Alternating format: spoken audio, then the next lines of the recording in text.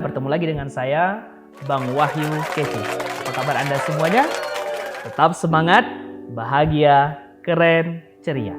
Boleh diulangi? Apa kabar Anda semuanya? Tetap semangat, bahagia, keren, ceria.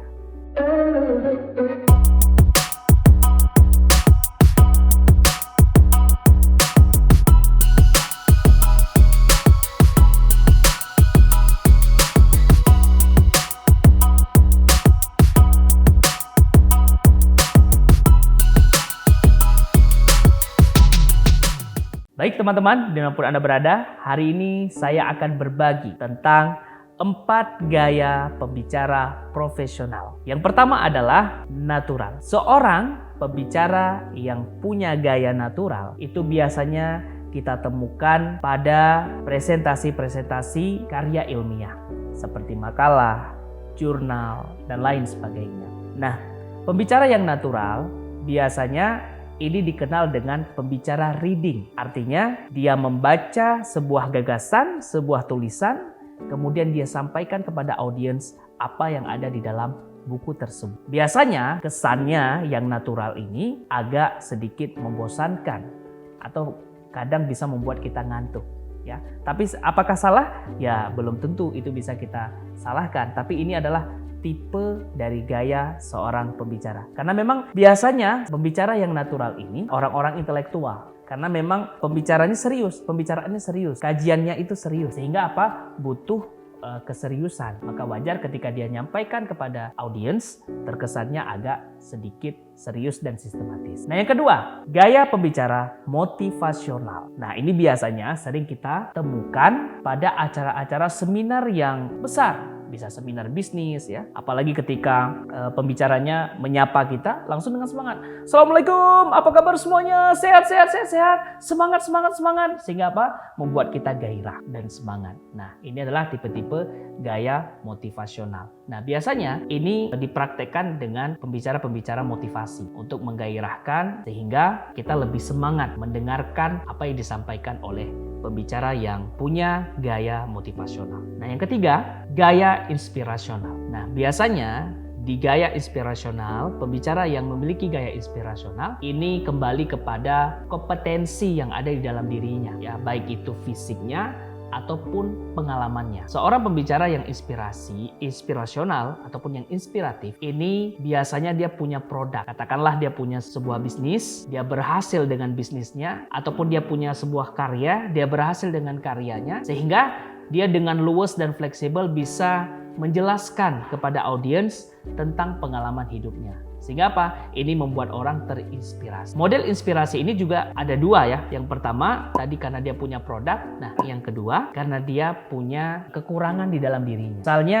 kita pernah mengenal seorang motivator Nick Fujisik yang dia tanpa tangan, tanpa kaki, tapi hari ini menjadi seorang pembicara yang hebat.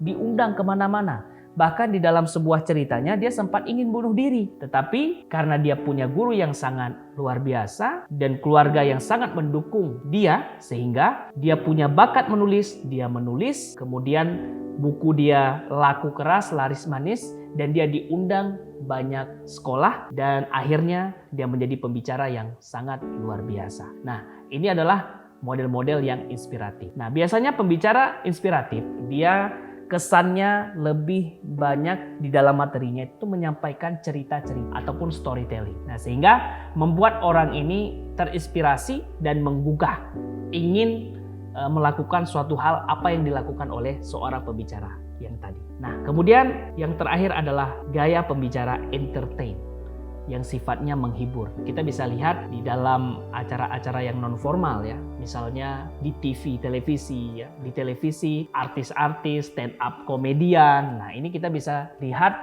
gaya-gaya entertain. Memang di dalam public speaking, 4 gaya ini sangat dibutuhkan. Mengapa? Karena yang namanya audience, seleranya itu nggak sama. Ada orang yang pingin serius. Ya, artinya apa? Dia kepingin mendapatkan dari seorang pembicara ini ilmu-ilmu pengetahuan. Nah, tetapi ada juga tipe audiensnya yang memang dia tidak perlu serius. Dia pingin terhibur dari pembicara. Sehingga apa? Yang dicari adalah humor, lucu-lucu ya.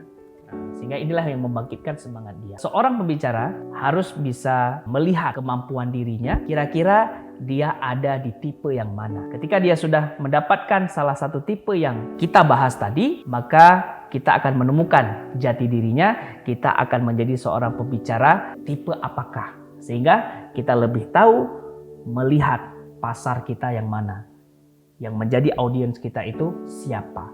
Dan Anda akan dikenal menjadi seorang pembicara yang profesional sesuai dengan karakter Anda. Baik teman-teman, saya akan membagikan ice breaking kepada teman-teman semuanya. Yuk semuanya siap ya?